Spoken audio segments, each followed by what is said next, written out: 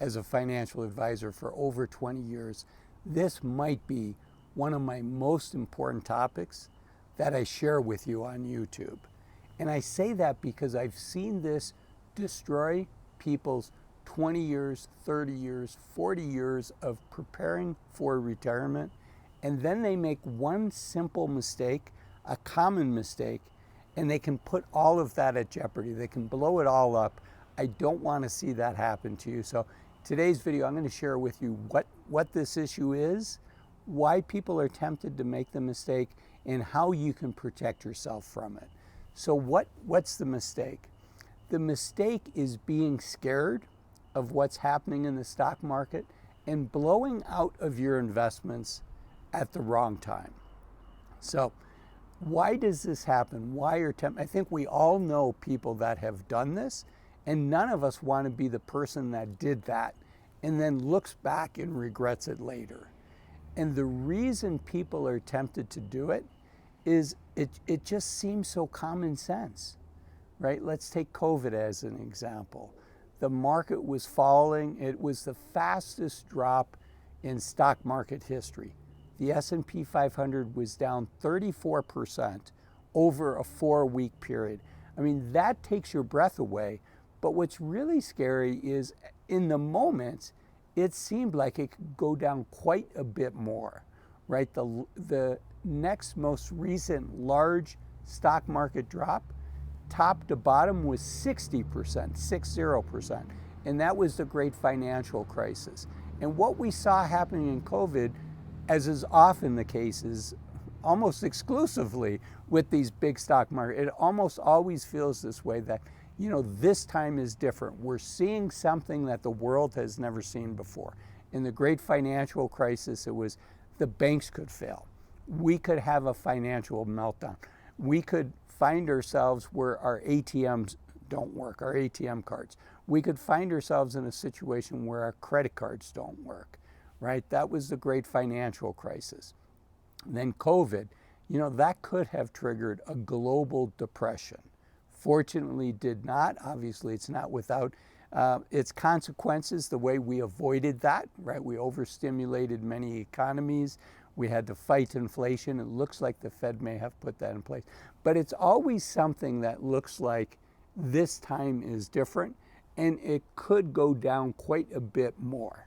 And that's the temptation, right? When people blew out of the stock market during COVID, when the market was down 25%, 30%, 35%, it felt like, well, I'll just wait till it drops another 25 or 30%, and then I'll get back in it.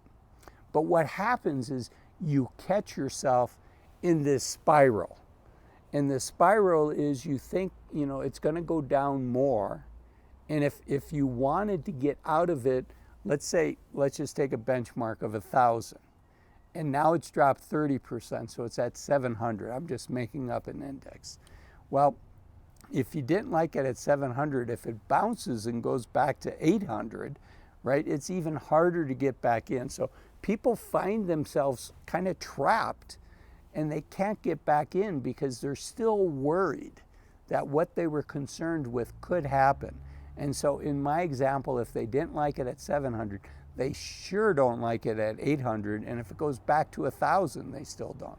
So 3, 4, 5 years after the great financial crisis, I still had people, new people, coming to me asking about becoming a client, inquiring about that. And then to find out that they blew out during the financial crisis, during the depths of it, when the market was down 30, 40, 50%, and they stayed out, and 5 years later, they still were not in.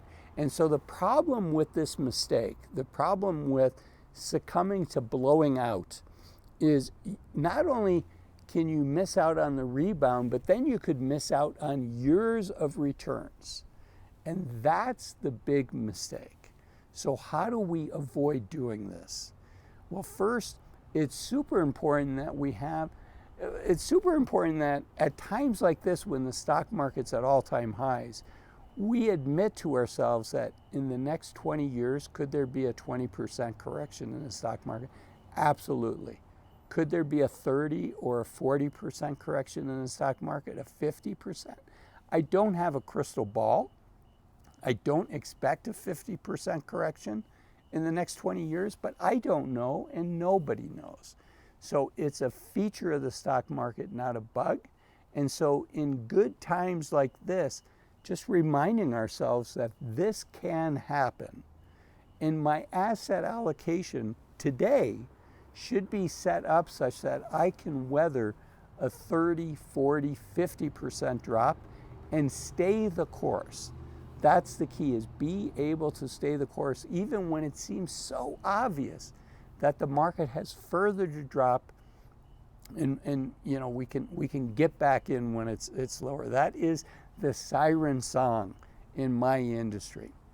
And just like the siren song in mythical days caused many a shipwrecks, it's the same thing in investing. It caused many a shipwrecks, but unfortunately, this shipwreck is our lives. This shipwreck is the result of 30, 40 years of hard work. So what do you do to protect yourself? First is understanding that the stock market tends to go up slowly over time, but then corrects quickly. Takes the stairs up, takes the escalator down. First, understanding that.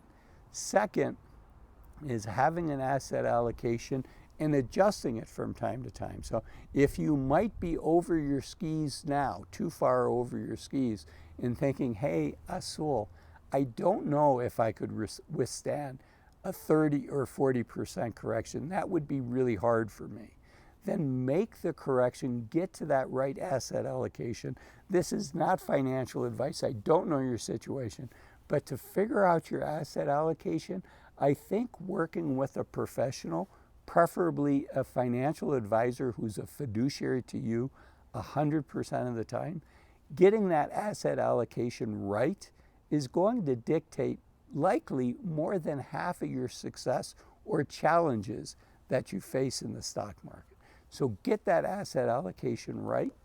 If you are tempted to blow out of stocks, often what I see really hurt people is when they make a market call and they say, okay, I'm going all out. I think the market's going further and I'm 100% out. And then at another point, you know, maybe 100% in these all in, all out, these extreme positions. Is it going to hurt you if you tweak your asset allocation 10%, 10 percentage points because you got scared? I don't know your situation. It might, but probably not. But so instead of extremes, think about minor adjustments. Think about making the larger adjustments when your mind is thinking rationally, when it's not scary, when you've had a good night's sleep, right? That's the other thing, is people tend to make these big, important decisions after they've had multiple sleepless nights because they're worried. And it's not just worry, it's angst. It gets above that where it's top of mind and they just want the pain to stop. And unfortunately, you're likely to make bad decisions in that type of situation. So make good decisions when the times are calm and you're in a mental space to make good decisions. Work with a professional to do it. And then also ask yourself, if you are going to make a tweak like we talked about earlier, what information are you going to use to decide to undo that tweak? And maybe say, you know what, I was wrong. Maybe right now you think the stock market's overvalued. And as I record this today, the stock market just printed another all-time high. So maybe you think it's got to come down. There's got to be a correction. And so you're thinking right now, I'm going 100% cash. Well, you might be right, you might be wrong. But for most people, they're going to be better served not making these extreme calls, making some tweaks, and then deciding what information are you going to look at to reverse that if it turns out what you were worried about did not happen. It's about making good quality decisions, which is why I made this video up here, which are 7 things to stop doing in your 50s and 60s in order to enjoy the journey until you get to retire. Thanks for watching this one. I'll see you in there. Bye-bye.